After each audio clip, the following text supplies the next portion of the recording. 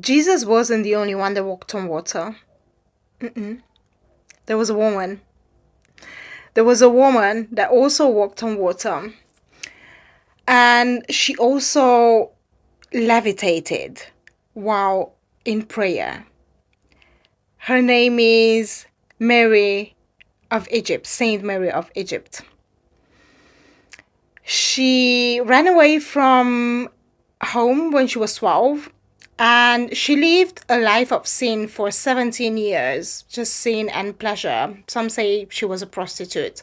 Um, and she was on pilgrimage when she tried to enter a church, and there was this invisible force that stopped her from entering the church.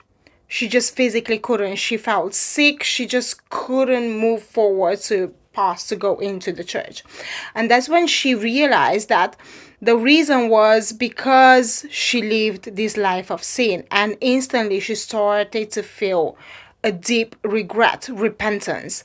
And she just fell on her knees and started sobbing and crying and praying and asking for forgiveness. And after doing that, she had a second attempt of entering the church, and she was allowed to. And after she was allowed to enter the church, she had a spiritual experience, and she was led and decided to live a hermit life. And she just wandered in the wilderness by herself, eating only what she could find. She was basically fasting and praying most of the time. And for 47 years, she was by herself in the wilderness, just fasting and praying.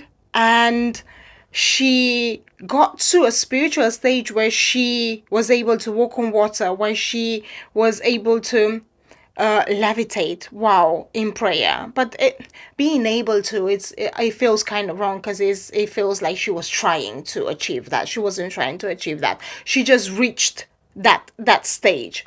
The way I found out about this story is very interesting, because I don't go to church much, although I do believe in Jesus, but I don't really believe in churches and the whole religious system.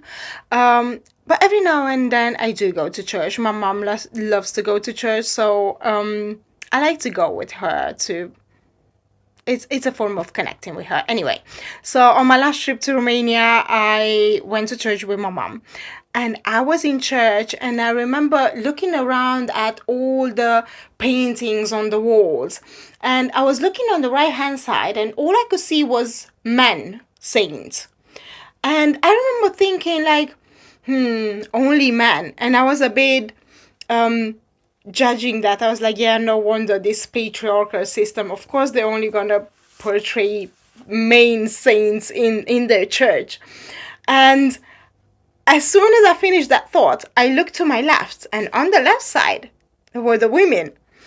And there was one specific one that I just really liked the painting of her, the image that she had. It just looked, I don't know, there was resonance. It really called to me. And when I looked to the name, it was Saint Mary of Egypt. And I've always had an affinity to Egypt, ancient Egyptian wisdom. And I was intrigued. I was like, oh, Saint Mary of Egypt. And then I asked my mom, and she told me the story. And I was very intrigued, and I started reading the story. And I'm very inspired by it, because it shows how no matter how full of sin you are, you can always course correct.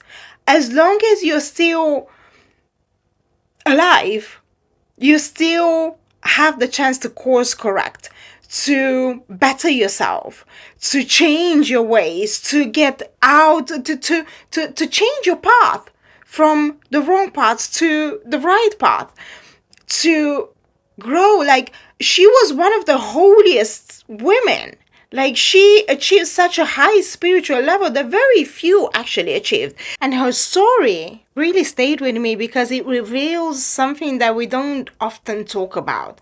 She lived at one extreme and then rose to the other.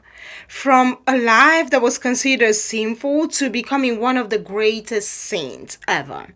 And it also made me realize something. I had this epiphany that sometimes transformation doesn't happen in the middle. Sometimes it happens at the edges. There are two ends of the spectrum. And for some souls, the journey requires touching one end deeply in order to reach the other fully. The fall is not the end, it actually becomes the foundation. The lower you fall, the higher you can rise. And there's a saying that I really love, and it keeps coming up to me right now, and it says, "You can only fly as your roots are deep." And maybe what we call darkness, mistakes, or wandering is actually where the roots are growing, where humility is born, where compassion is carved into us. Some people don't transform despite their past, they transform because of it.